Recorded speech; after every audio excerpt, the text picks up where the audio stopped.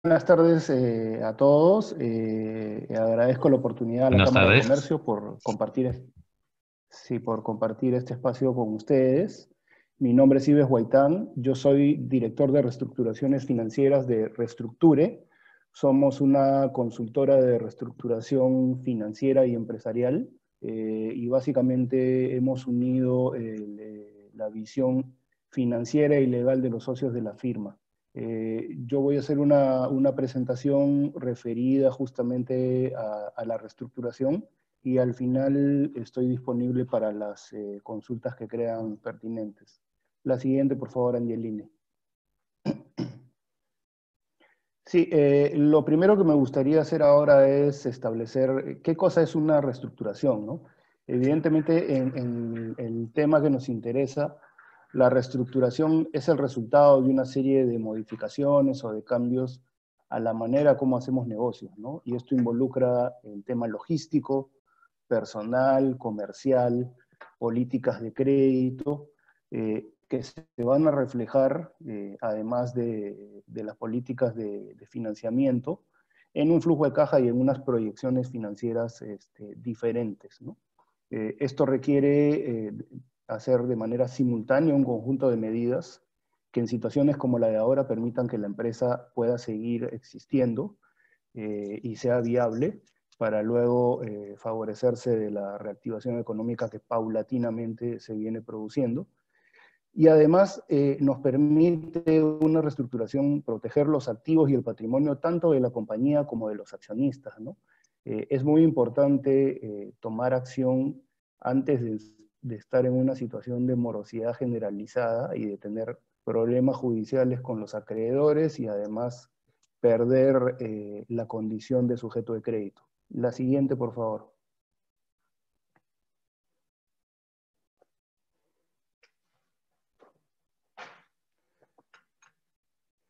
Bueno, este es una gráfica que particularmente me gusta mucho de una consultora en estrategia que se llama Oliver Wyman.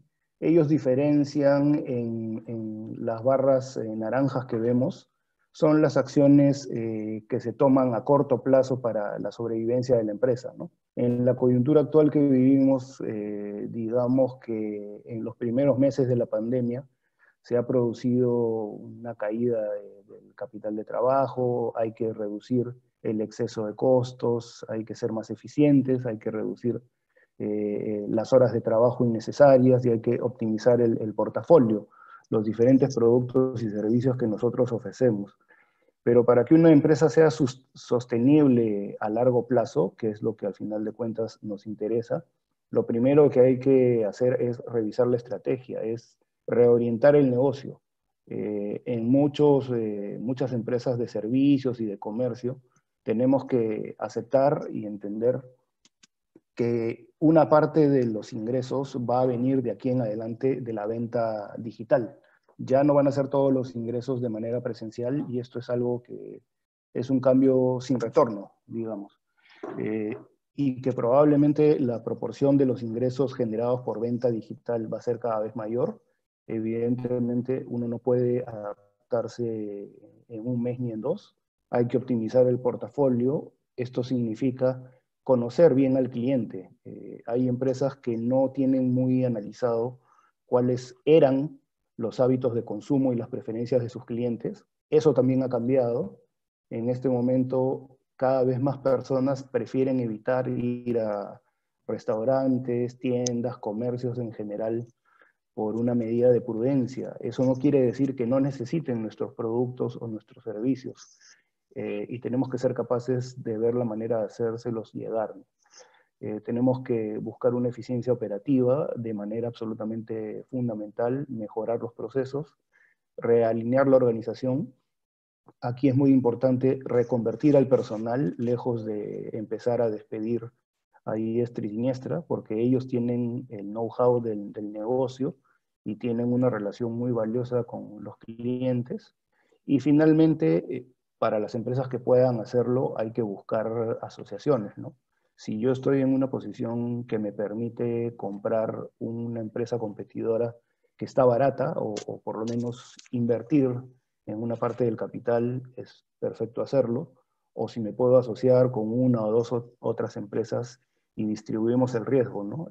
En vez de hacer una sola empresa, la inversión se divide entre dos y entre tres, y eso reduce la presión de caja sobre el negocio. Y también se pueden buscar accionistas nuevos que pongan el capital que en este momento los accionistas vigentes no tienen. La siguiente, por favor. Bueno, para lograr una reestructuración exitosa hay algunos aspectos claves que hay que trabajar. Como ya he mencionado, se trata de el resultado de una serie de medidas transversales a toda la organización.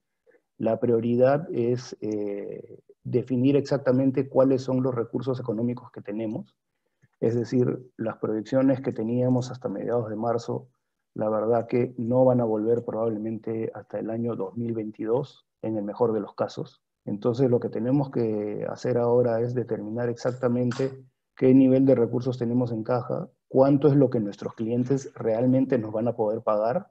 Tenemos que entender que los clientes también han sufrido caída de los ingresos y que lamentablemente en muchos casos empresas que nunca tuvieron problemas de pago han visto a sus accionistas o a sus principales gestores enfermar e incluso fallecer en los últimos meses. Y todo esto de manera muy repentina y simultánea. Entonces, hay que adaptarse a la nueva realidad. Todo gasto innecesario, por lo tanto, debe ser dejado de lado. Negocios nuevos que sabíamos que de repente en 2, 3, 4 años recién iban a tener retorno, pues son iniciativas que en este momento no son lo prioritario. No se puede desperdiciar material, tener desperdicios, retrabajos, hacer las cosas mal, eh, porque todo eso significa dinero que hay que ahorrar para que la empresa siga manteniéndose vigente. Es decir, hay que ser muy eficiente. Yo sé que probablemente en algunos negocios ha habido ya una situación de que se hacían las cosas en automático, de repente durante años, pero lamentablemente vamos a tener que adaptarnos y ahorrar lo máximo posible. Negociar con los proveedores, con los acreedores en general. Todos sabemos que la caída de ingresos ha sido muy marcada. No tiene una fecha exacta de recuperación. Se estima que mes tras mes vaya recuperándose la actividad, pero nadie puede tener certeza de cuánto tiempo más va a durar ni cuál va a ser el nivel de recuperación, porque en términos generales, en todos los sectores económicos, todos los consumidores están afectados también en sus ingresos. Entonces, ya sabemos que no podemos pagar las obligaciones que tenemos como estaban inicialmente pactadas.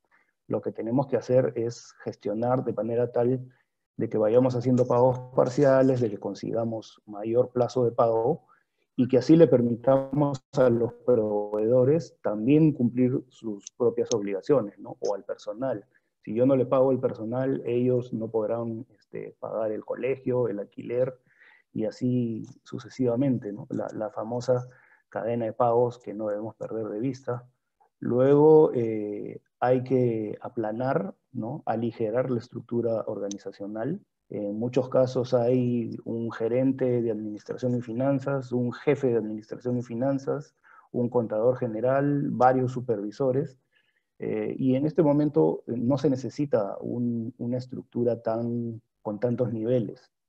Eso, como ya he dicho, no quiere decir que hay que empezar a prescindir de los trabajadores que ya tenemos, sino que hay que reasignarlos a otras actividades donde también puedan contribuir y, por ejemplo, ver temas de recursos humanos, gestionar bien si hay que hacer desvinculaciones, si hay algunos pagos como la CTS que han quedado pendientes, si hay situaciones de suspensión perfecta, que aparentemente a día de hoy se prevé que puedan prolongarse hasta enero, pero tarde o temprano la empresa va a tener que pagar sus compromisos. Entonces, el ponerse a despedir tampoco es una solución. Tiene un costo además bastante alto.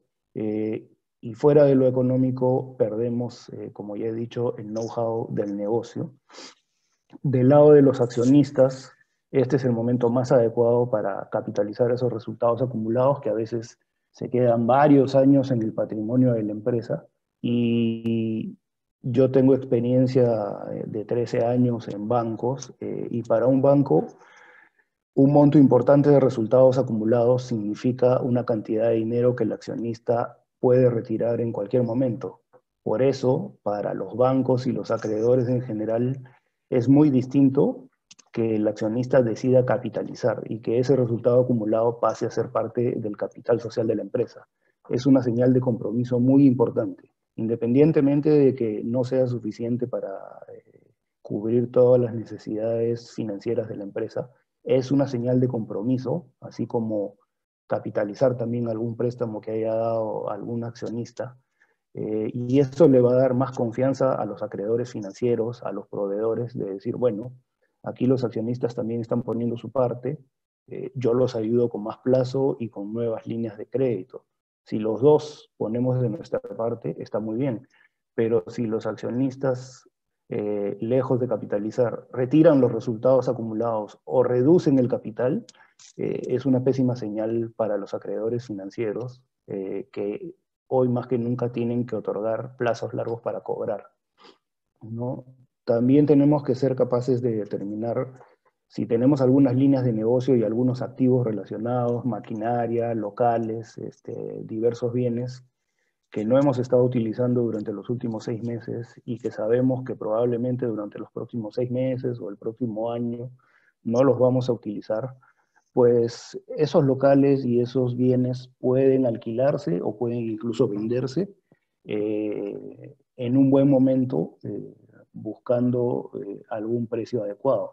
Es muy diferente que ya uno tenga varias obligaciones vencidas con acreedores diversos y que tengamos que salir a rematar lo que tenemos para evitar embargos o para evitar juicios. Eso complica lejos de facilitar la situación. Del mismo lado, si hay activos importantes que no están en uso o que la empresa decide salir de alguna línea de negocio, a veces hay maquinaria muy valiosa, pero que solo sirve en determinados sectores y actividades. Eso también se puede conversar para ir buscando algún acreedor o finalmente alquilar la máquina a una empresa que la pueda utilizar durante un tiempo, genera algún ingreso y es mejor que tenerla en desuso y que se está depreciando.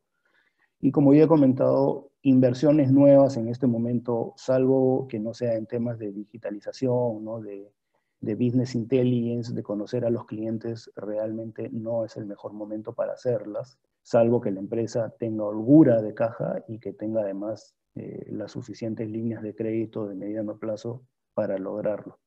La siguiente, por favor, Angeline.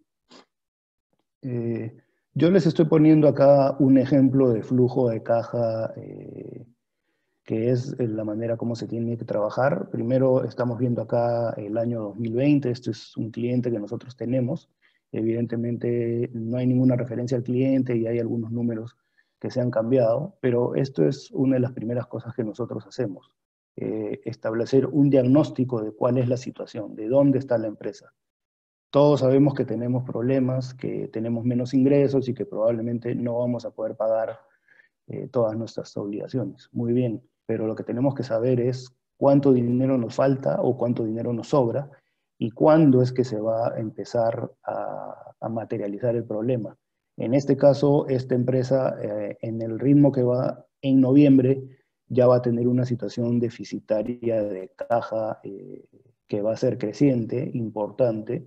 Esta empresa incluso recibió una facilidad de reactiva 2, de reactiva 1, en mayo, y ahora, dadas las circunstancias, está buscando equilibrar un poco el problema con el Reactiva 2, que es lo primero que se puede hacer, mientras se trabaja todo un plan de reestructuración financiera que supone buscar una oficina más barata, renegociar algunos contratos con proveedores y recuperar algunos clientes que se han perdido durante el último año. Como les digo, lo importante aquí es sincerar la situación. Si no sabemos cuánto ingresamos realmente y cuánto estamos gastando y cuánto dinero nos va a faltar, no vamos a poder hacer una acción de recuperación adecuada. En este caso, como lo podrán notar, hay un tema también tributario, que no se han estado pagando las obligaciones durante los últimos meses, pero eso no es eterno. No se puede estar gestionando la empresa sin pagar los impuestos. La siguiente diapositiva, por favor, Angelina.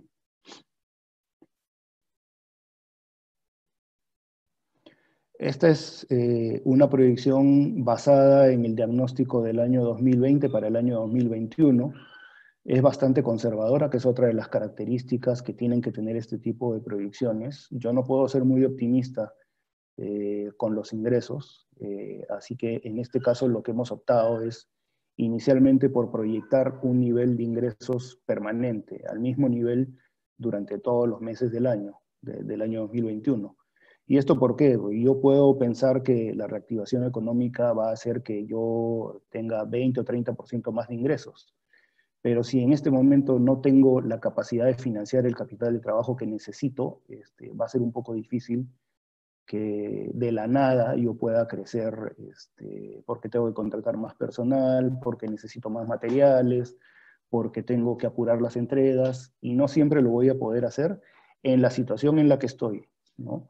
Justamente esto lo que permite es saber cuánto dinero necesito para capital de trabajo y para cuando se acentúe más la reactivación que se espera durante el próximo año, la empresa pueda aprovechar eso.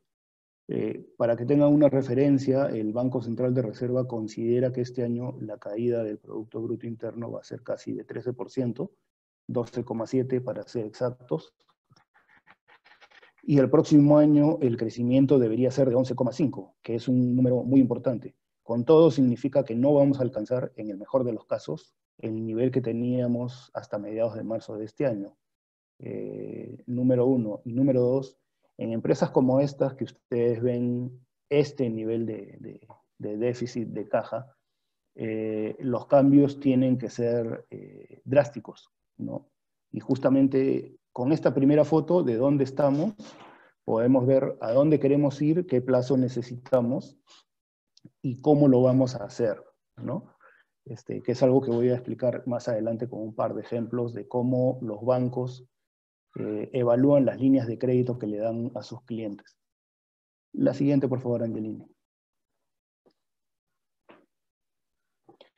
Esto es lo que les acababa de comentar. Es muy importante trabajar con líneas de crédito, en concreto con programas financieros anuales con los bancos. ¿Qué cosa es un programa financiero? Es un paquete de líneas de crédito, de descuento de letras, de pagaré de corto plazo, de deuda de mediano plazo si la necesito, de facilidades como descuento en línea de crédito en cuenta corriente, que no es un sobregiro, que es carísimo y que los bancos en este momento no van a dar de ninguna manera. Entonces, muchas veces tenemos la costumbre de incluso para cartas fianza, carta de crédito, trabajar puntualmente cada solicitud y además enviar la información financiera al banco cada vez que necesito que me haga un préstamo. Eso tiene que cambiar. El banco debería recibir estados financieros trimestrales de todas las empresas.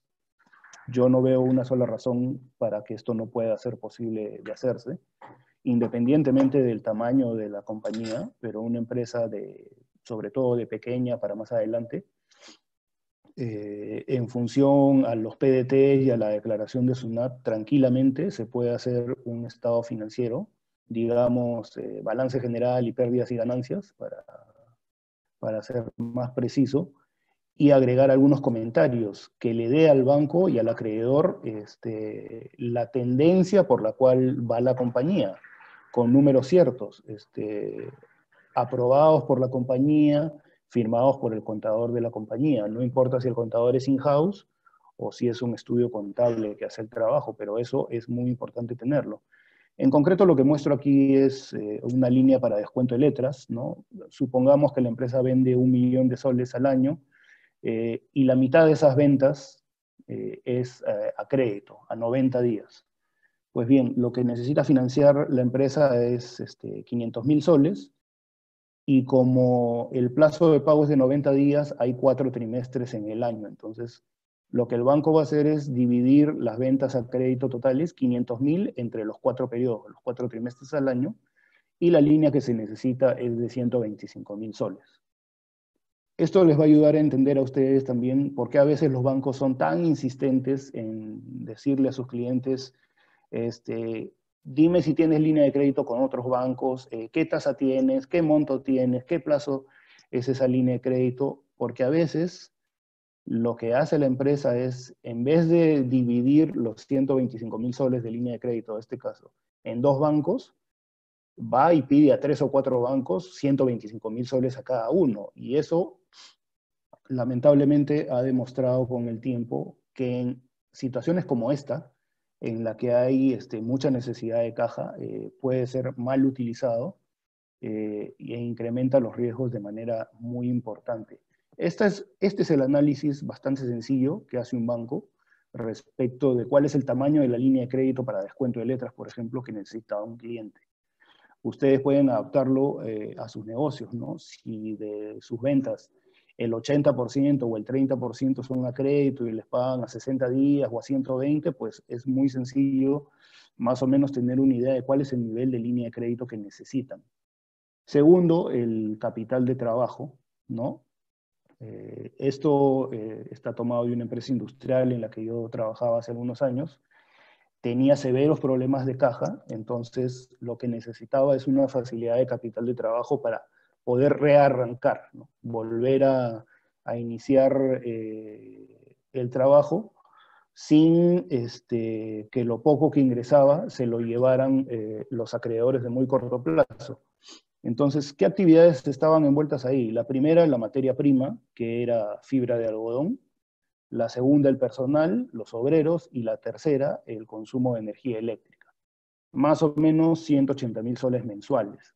Entonces, la empresa necesitaba 180.000 soles mensuales y necesitaba un periodo de gracia de entre 3 a 6 meses para reconstruir sus ingresos y las ventas que había perdido. Entonces, 180.000 soles mensuales por 3 meses, 540.000 soles. Eso es lo que se necesita de capital de trabajo en esa situación.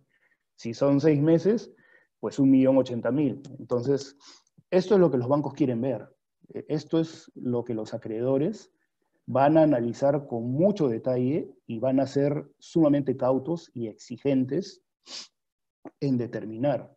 Una empresa que vaya en este momento a un banco o a un acreedor y no sepa explicar estas cosas y no tenga estos números claros, no va a conseguir el apoyo de los acreedores, ¿no?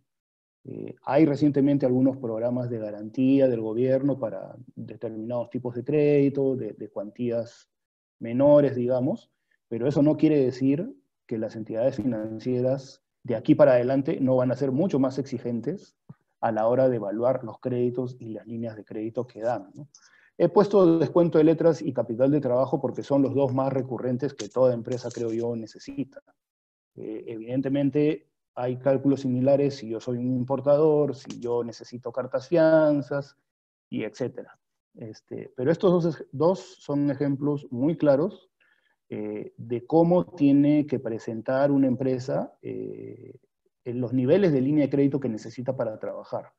Esto evidentemente los bancos lo van a contrastar con los estados financieros anteriores y con los estados financieros proyectados y con el flujo de caja proyectado, que hemos visto un ejemplo. Entonces, todo eso tiene que estar bien preparado.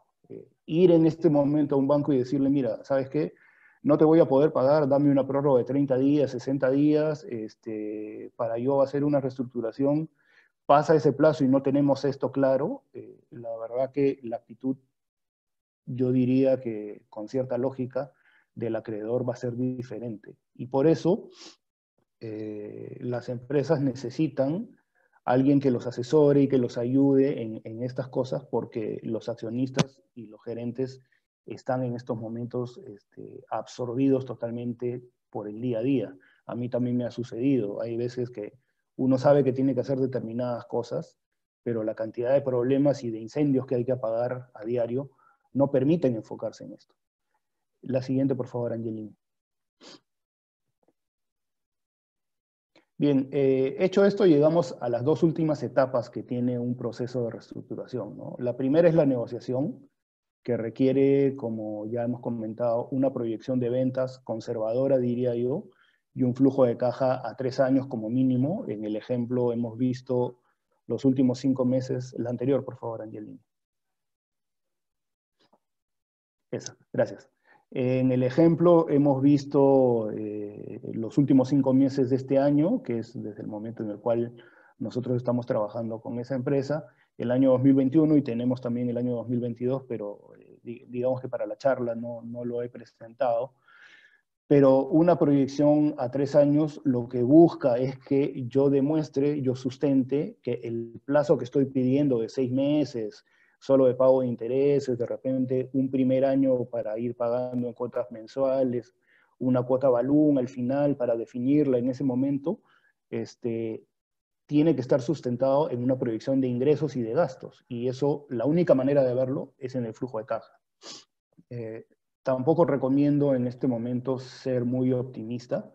Si van pasando los meses y las cosas van mejor de lo que se esperaba, pues magnífico. Eso, el flujo de caja es dinámico y se va ajustando en todo momento.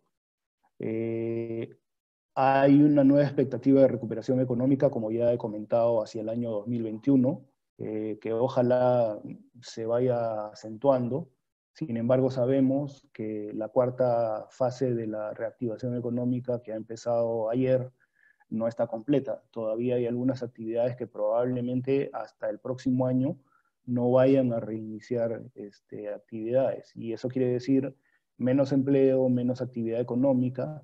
El tema, por ejemplo, de los colegios y las oficinas para las empresas que se dedican a la confección de uniformes, calzado, botas, eso les va a seguir afectando todavía algún periodo más.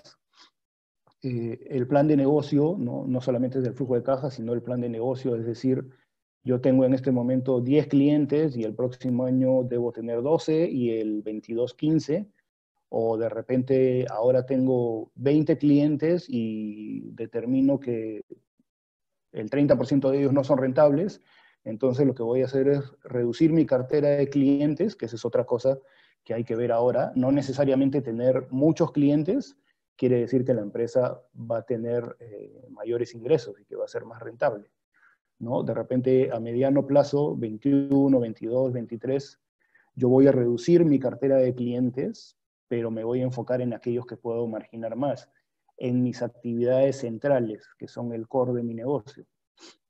La reconversión empresarial, pues ya es una realidad, diría yo, impuesta para muchos sectores, como hemos dicho, restaurantes, comercios, empresas de servicio, entender que un porcentaje determinado de los ingresos definitivamente va a ser digital, va a ser virtual.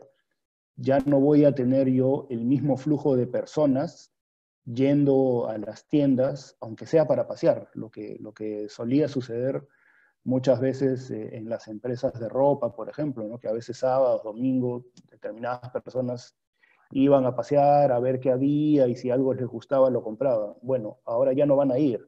Yo tengo que hacer que tengan una plataforma, alguna manera de llegar a ellos para que vean mis productos, mis nuevas colecciones de verano y después de otoño. Porque esa es la realidad. En el caso de los restaurantes, ya el espacio que tienen no pueden seguirlo mirando como un lugar donde van a estar 100 personas sentadas comiendo, porque en el mejor de los casos van a tener 50 y probablemente eso suba a 60, 70, pero el resto ya no va a ir al restaurante, va a pedir la comida para comer en su casa o para ir a recogerla. Entonces, hay que generar una oferta para cada consumidor, ¿no? La estructura de financiamiento y las líneas de crédito, bueno, acabamos de ver lo de las líneas de crédito, la estructura de financiamiento. Hay muchas veces el hábito de financiarse en cuotas mensuales iguales que vencen cada 30 días. Pero resulta que yo desde que obtengo una orden de compra o un contrato, presto el servicio, emito mi factura y me pagan a los 30, 60, 90 días. Entonces, yo le estoy pagando una deuda al banco antes de yo cobrar. Eso hay que corregirlo. también va a ser mucho motivo de análisis para los bancos ese tipo de situaciones, que además son entidades que entienden todo ese tipo de situaciones. La crisis que estamos pasando en este momento no se puede achacar, digamos, a incorrecciones de los empresarios, a falta de voluntad de pago, sino a un hecho absolutamente fortuito que sucede una vez cada siglo, más o menos, y del que absolutamente nadie ha podido evadirse. Por lo tanto, lo mejor que podemos hacer es trabajar todos juntos, ofreciendo alternativas adecuadas a tiempo para no perder la condición de sujeto de crédito. Una vez más, es probable que el acreedor pida un aporte de capital a los accionistas o pida garantías nuevas, incluso con bienes personales, o pida, por ejemplo, utilizar fideicomisos, que es una manera de trabajar garantías. Hay fideicomisos de flujos, de bienes, que si bien es cierto, encarece un poco el costo del financiamiento, pero que le da mucha más tranquilidad a todos los acreedores, porque aísla esos ingresos y aísla esos bienes de cualquier proceso de ejecución de garantías que pudiera presentarse en algún momento. Entonces, esa es una alternativa que también debemos considerar. Una venta parcial, como ya he dicho, si hay alguna oportunidad o si hay una línea de negocios que no se va a ejecutar, a veces yo entiendo que a ningún accionista y a ningún gerente general o gerente o jefe le gusta ver que su empresa caiga, le gusta tener que desprenderse de parte de su negocio, pero hay que entender que hay algunas cosas como esas que debemos hacer a tiempo antes que sea tarde. Y la otra, que es la parte de la adquisición, ¿no?, de las oportunidades de mercado, que también requeriría en muchos casos financiamiento, y hay que saber negociarlo. Y para el cierre financiero, y vuelvo a recalcar aquí que esto hay que hacerlo en el momento adecuado, no cuando ya tenemos la desesperación de evitar que nos embarguen, de que nos empiecen un juicio, porque para hacer un cierre financiero hay lo que se conoce como condiciones precedentes, es decir, muchas veces el banco puede pedir que determinado bien que tenía una garantía inscrita con otro acreedor se levante, o que se aclare la propiedad de determinada maquinaria o de determinado activo que se va a otorgar en garantía. Eso tiene que irse haciendo desde un comienzo. Por eso es que nosotros, parte de lo que hacemos es un diagnóstico de la situación, mirando las contingencias que pueden haber, para no estar en el camino con problemas. Luego, la tasa de interés, tampoco podemos aceptar cualquier nivel de tasa de interés que el banco, a su real saber y entender, pueda colocar en el financiamiento, porque lo que va a pasar es que vamos a terminar incumpliendo ese cronograma de pagos, ¿no? En crisis anteriores que yo he vivido, a veces la tasa de interés que colocaban los bancos realmente eran sumamente altas, 20%, 25%, y eso una empresa que está en problemas no lo va a poder pagar. Entonces, ya firma nomás y después vemos, eso realmente es algo errado. Nosotros por eso tenemos que trabajar con proyecciones ciertas, validadas, que hagan que el acreedor sepa que si nos va a exigir cualquier cosa, pues es lo mismo que nada. No vamos a poder cumplir. Las garantías igual. Yo recuerdo un caso de una empresa que vendía motores para embarcaciones, y el banco en el que yo trabajaba, el área de riesgos, aprueba la refinanciación condicionado a que los motores estén guarranteados. Pero resulta que este tipo de motores, a veces iba el cliente a la tienda, veía el motor, si era lo que le gustaba, lo pagaba, llegaba a un acuerdo de pago y quería llevarse el motor. Para levantar el warranty, etcétera, etcétera, el banco pues se tomaba 3 días, 5 días, qué sé yo. Y no era la única tienda del sector, con lo cual ese cliente no estaba dispuesto a esperar ese plazo, y lo que iba a hacer es ir a la siguiente cuadra y comprar el mismo motor que el deudor del banco no le podía dar. Aunque costó mucha discusión, el área de riesgos lo entendió, porque con esa condición de garantía, la empresa no iba a ser viable, iba a perder muchas ventas.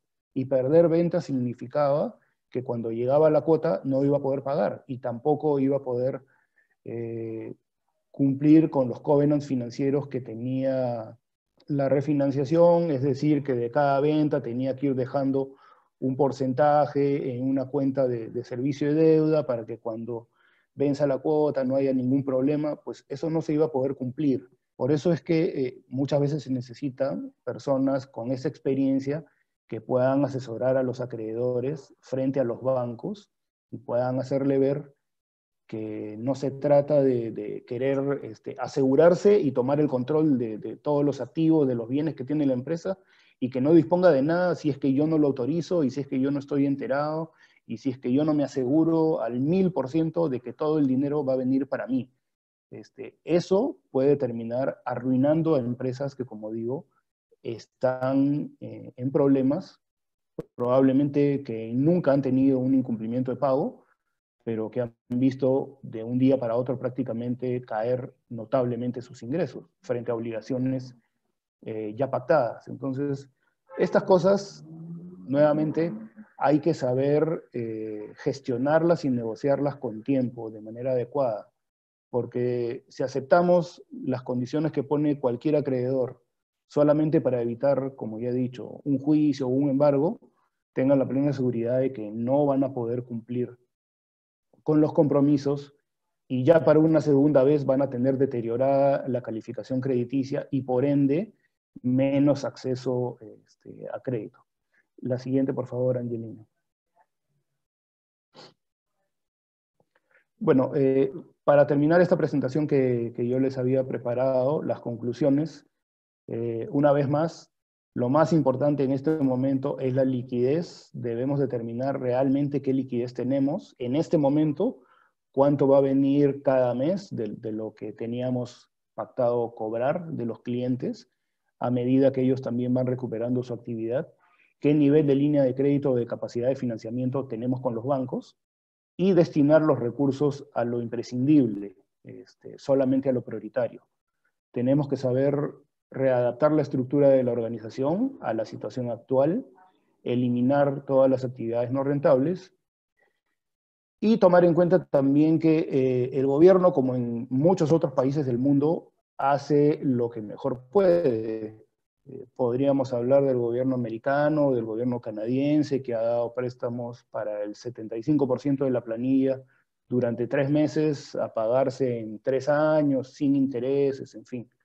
Pero tampoco puede hacer más que eso, y estamos hablando de países ricos, ¿no? El gobierno ha puesto a disposición de las empresas Reactiva, el FAEMIP, el Fondo Crecer, FAE Turismo, FAE Agrícola. Entiendo que vienen unos incentivos ahora para la contratación, pero en ningún caso eso va a ser suficiente para solucionar los problemas estructurales y de largo plazo que tienen las empresas peruanas, que dicho sea de paso, son más de 2 millones de empresas, casi 2/3 de ellas, micro y pequeñas empresas.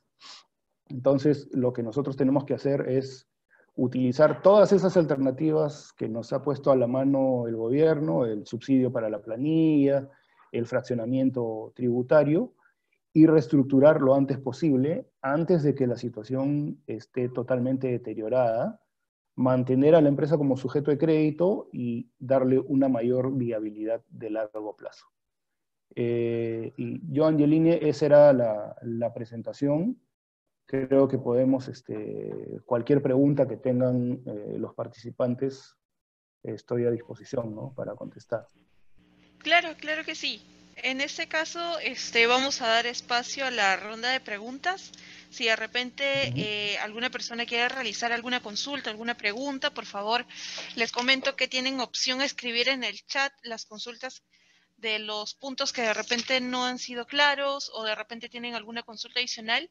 por favor, de colocarlos en el chat. Aprovecho este momento más bien para las personas que de repente ingresaron un poquito más tarde. Les estoy copiando en el chat el link de registro de asistencia, por favor, para que puedan registrarse y así les pueda llegar la constancia de participación. Bien.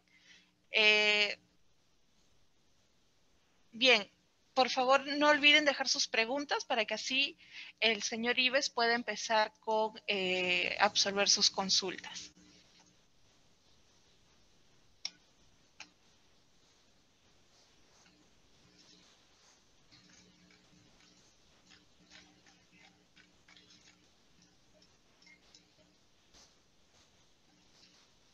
Tenemos un comentario de la señora Elvia Medalí. Menciona felicitaciones, todo muy claro, gracias. Muchas gracias, señora Elvia. De repente, si tuvieran consultas, por favor, les agradecería lo puedan escribir en el chat. Bien, tenemos la primera pregunta de la señora María del Carmen Espinosa. Ella pregunta, disculpe, ¿qué significa covenants?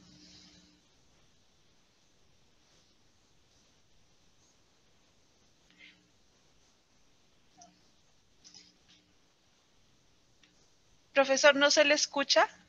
Ya, ahora sí. Sí. Sí, los covenants son resguardos financieros, es decir, algunas condiciones que ponen usualmente los acreedores, sea un banco, un fondo de inversión, ¿no? Alguna empresa de ese tipo, que van algunos indicadores como por decir el ratio deuda-patrimonio, es decir, mi deuda hasta cuántas veces puede representar de mi patrimonio.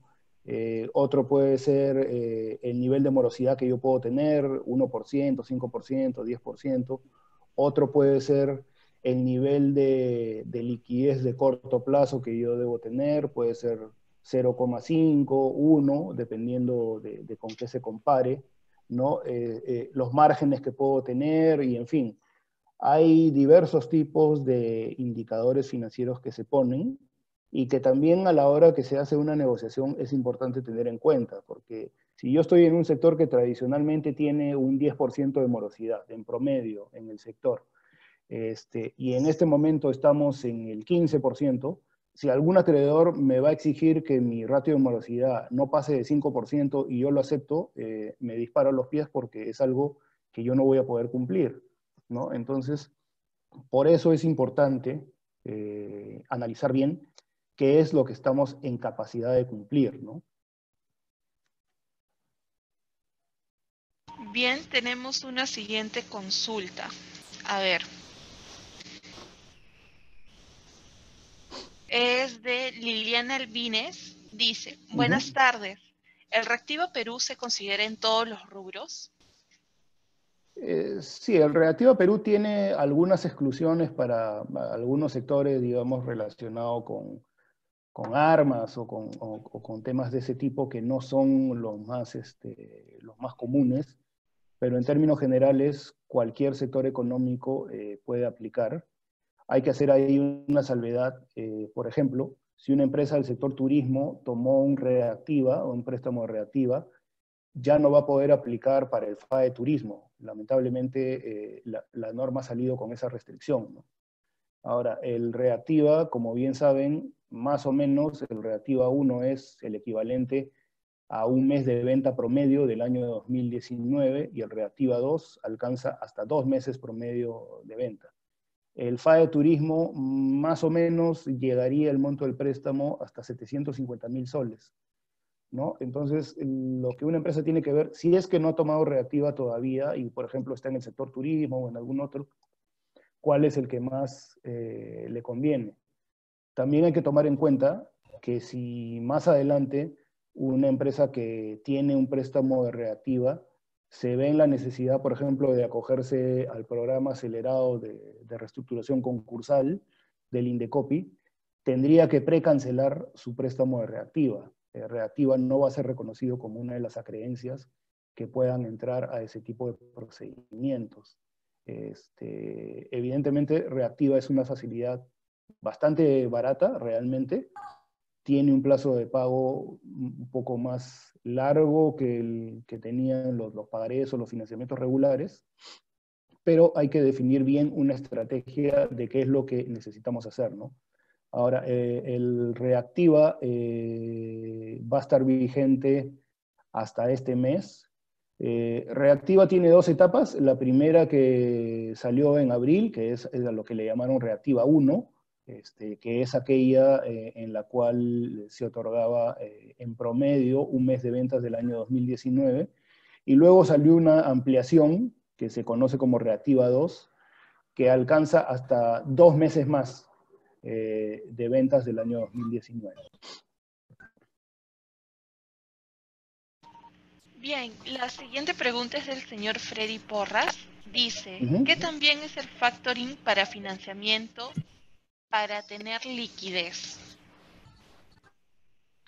Es otra alternativa muy buena. El gobierno, a través del Fondo Crecer, lo que ha hecho es establecer un programa de garantías que administra COFIDE también, para empresas obligadas a pagar la factura con un nivel de ventas de hasta 96 millones de soles, si recuerdo exactamente el número. Con los datos del año 2019, lo que el gobierno está haciendo es darle un nivel de garantías similar al de Reactiva.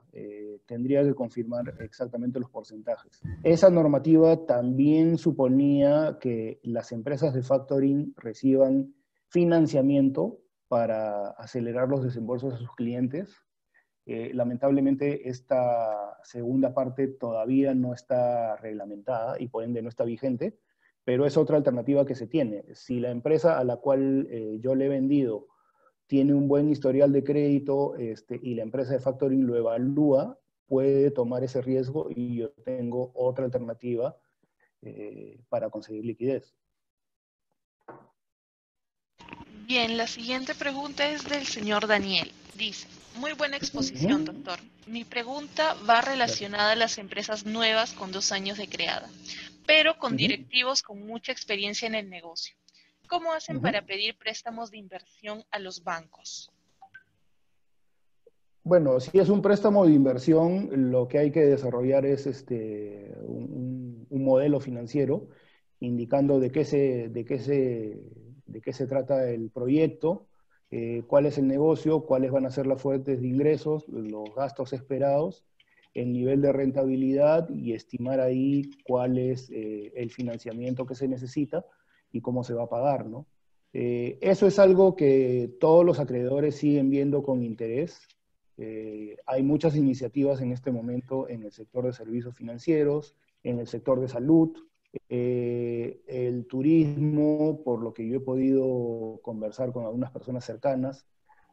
Hay empresas que están bastante animadas en este momento con que ya están entrando y saliendo vuelos, hay un poco de movimiento hacia algunos hoteles, entonces no hay ningún problema ni ninguna restricción para que se presente un proyecto de inversión. Lo único que tenemos que hacer es ese trabajo de presentarle al banco de qué se trata, cuál es el nivel de ingresos que se va a tener, cuánto van a poner de su parte los accionistas, ¿no? Los emprendedores, y cuánto se necesita financiar. También trabajamos ese tipo de iniciativas. Bien, también está la pregunta de Mónica. Dice, ¿qué diferencia hay entre refinanciar y reestructurar una deuda?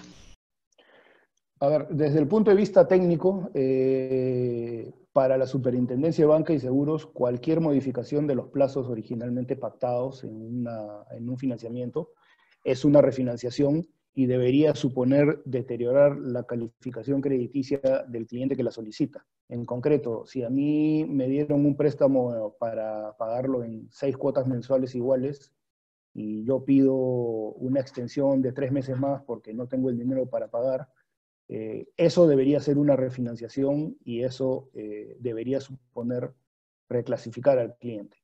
Lo que estamos planteando aquí es una reestructuración general, dada la situación.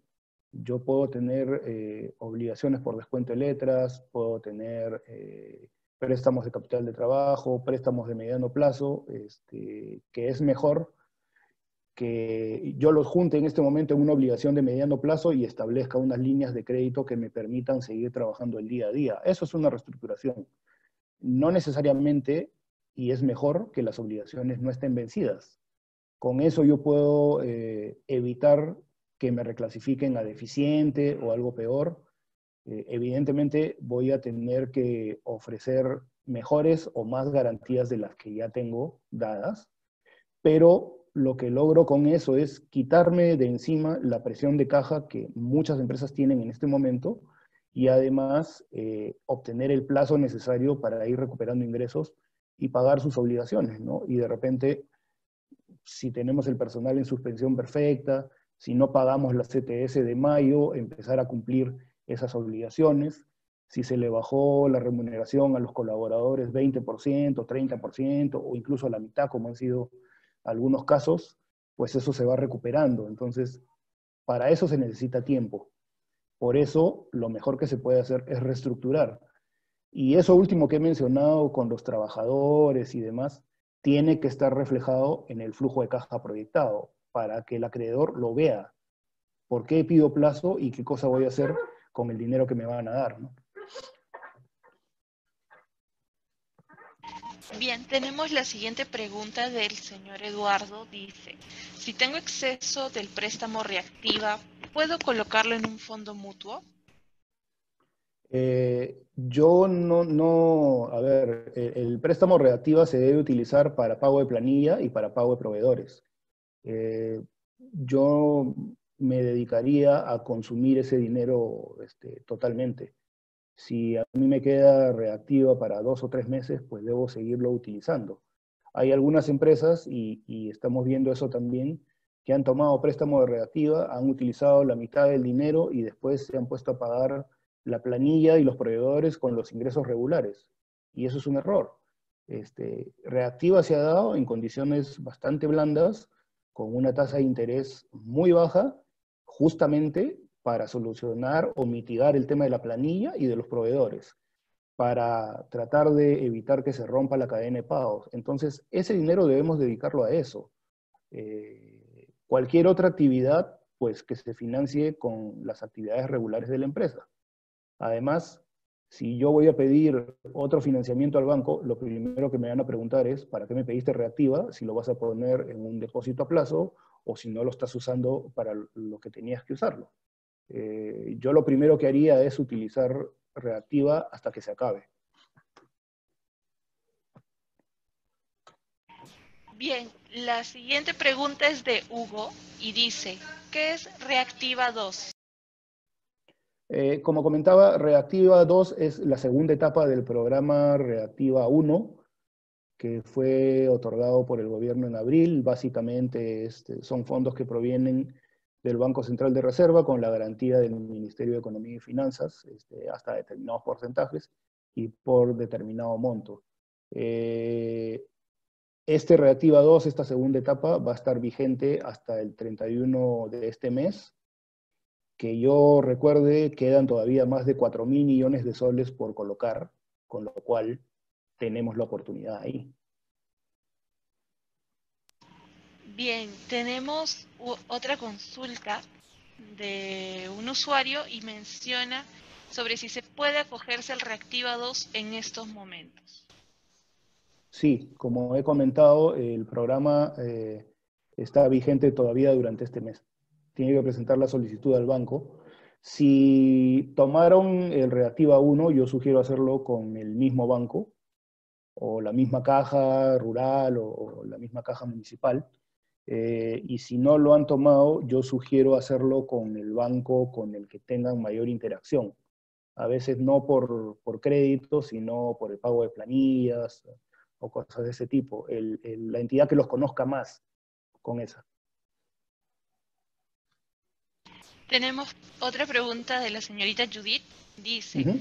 ¿una empresa que ha dado suspensión perfecta a sus trabajadores puede acceder a Reactiva? No hay nada en las disposiciones legales que diga que no, pero el ánimo del gobierno es que si una empresa pide la suspensión perfecta y toma el préstamo de Reactiva, la solicitud de suspensión perfecta va a ser denegada.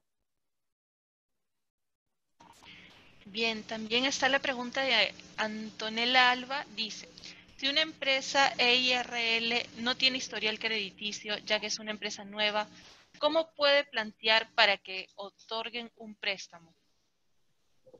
Mira, dependiendo, por más nueva que sea la empresa, de repente tiene 2, 3, 6 meses de actividad, debe tener PDTs, declaraciones de ingresos mensuales, debe tener, hay un propietario, que el propietario de repente puede tener su propio historial crediticio a través de tarjetas de crédito, crédito vehicular, de repente un hipotecario que haya tenido en algún momento. Entonces, con eso y la actividad que desarrolla la empresa se puede sustentar. Pero, por ejemplo, si es una empresa nueva de este tipo, más que el Reactiva, le recomendaría un FAEMIPE, ¿no? Que son préstamos hasta 30.000 soles, 60.000 soles, que también tienen la garantía del Estado, similar a un Reactiva, pero en mucho menor monto y diferente plazo. Bien, también está la pregunta de Dani Molero. Dice, ¿las empresas que han recibido reactiva y no pagan a las empresas que deben, tienen alguna penalidad?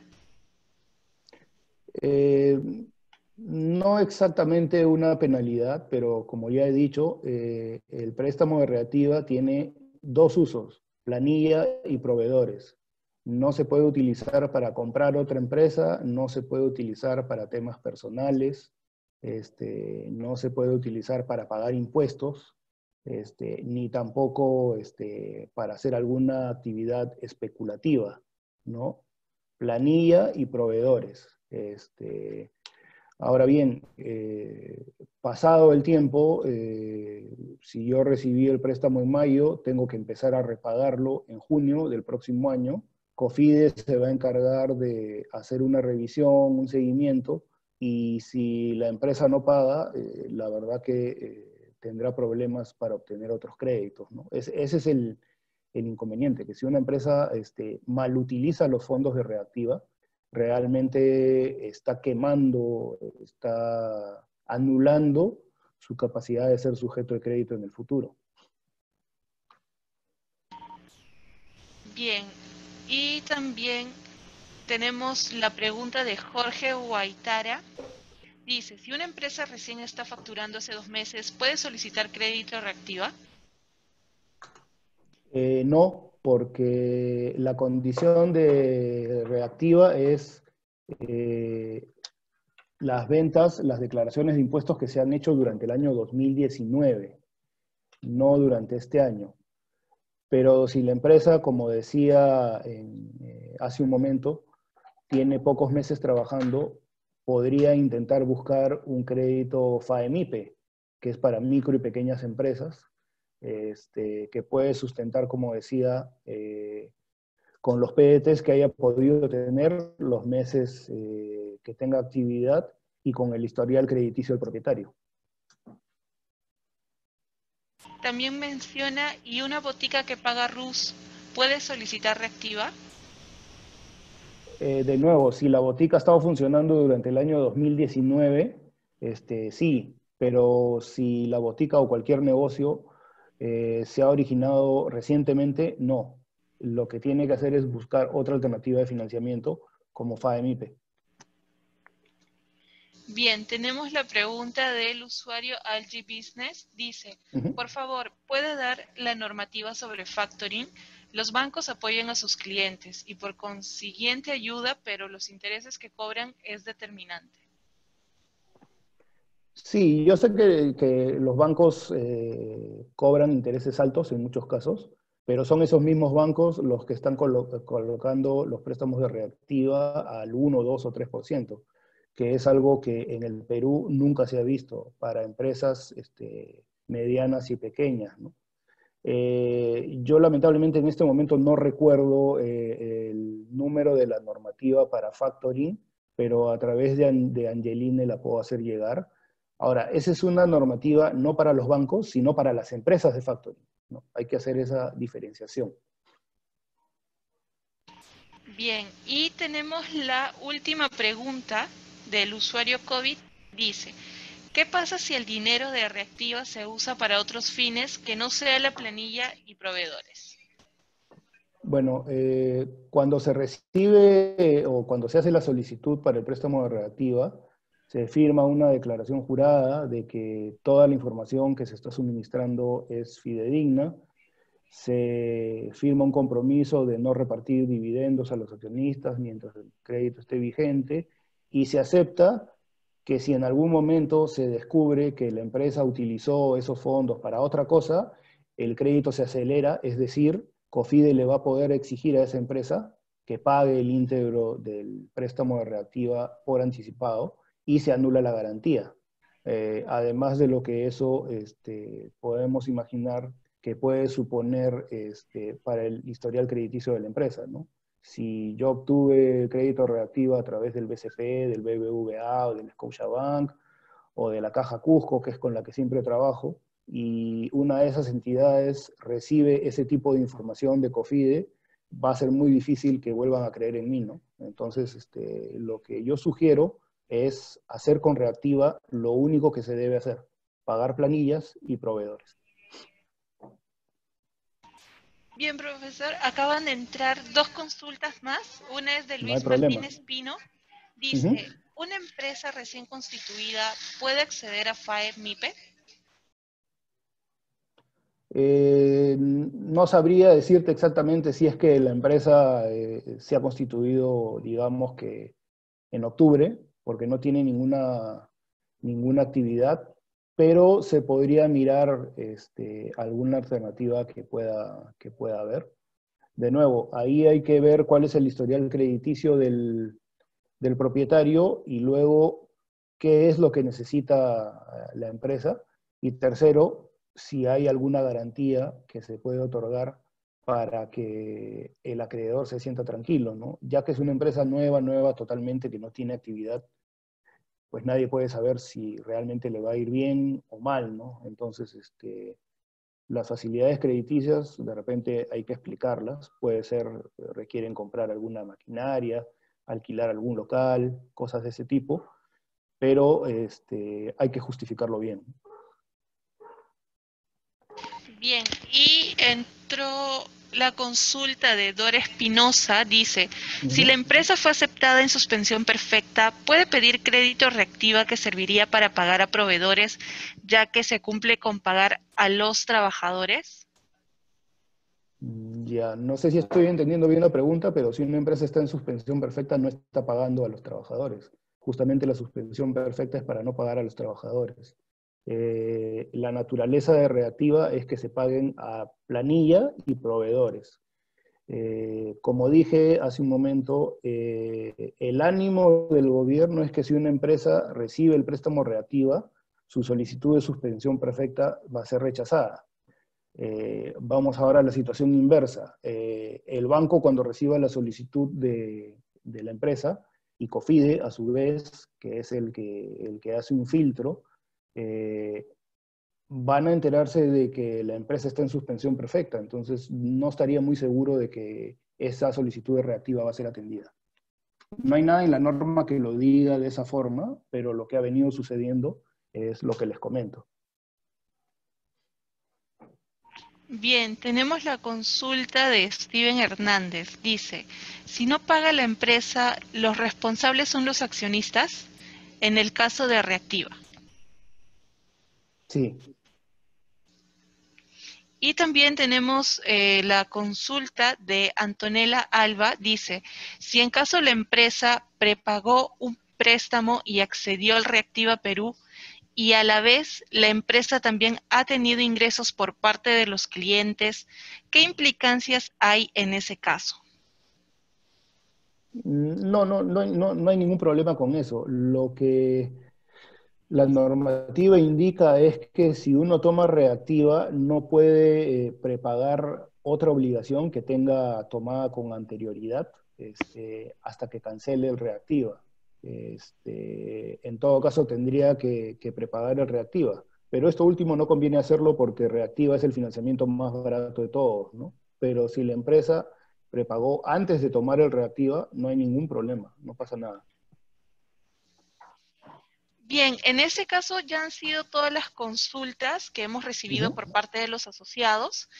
ujú, Siendo las 5:10 de la tarde, vamos a dar por terminada nuestra mesa de asesoría del día de hoy. Quería agradecer ante todo a todos los participantes por haber participado el día de hoy en nuestra mesa de asesoría, también a usted, profesor Ives, por ujú, haber dictado esta exposición a nuestros asociados de la Cámara de Comercio de Lima. No sé si de repente ujú. quisiera dar algunas palabras antes de terminar el evento. Bueno, yo agradecer una vez más a la Cámara de Comercio de Lima por la oportunidad. Hay una pregunta última que he visto, perdóname, Angeline, si las personas naturales con negocio también pueden acceder a alguna facilidad para MIPES. Yo entiendo que sí. Como siempre, hay que mirar cada caso. Y bueno, hay que tener en cuenta que esta es una crisis pasajera. Poco a poco vamos a ir saliendo y que por más profunda que sea, va a ofrecer muchas oportunidades a quienes sepan adaptar su negocio y que tomen las decisiones correctas a tiempo, ¿no? Nosotros en Reestructure estamos a disposición para cualquier cosa que necesiten. Muchas gracias. Muchas gracias a usted, profesor. Que tenga muy buenas tardes. Gracias. Igualmente a los participantes, muchísimas gracias por asistir. En el chat les estoy dejando nuevamente el link de registro para que puedan dejar sus datos y así se les puede hacer entrega de sus certificados virtuales. Muchas gracias a todos y que tengan una excelente tarde. Gracias. Hasta luego. Hasta luego.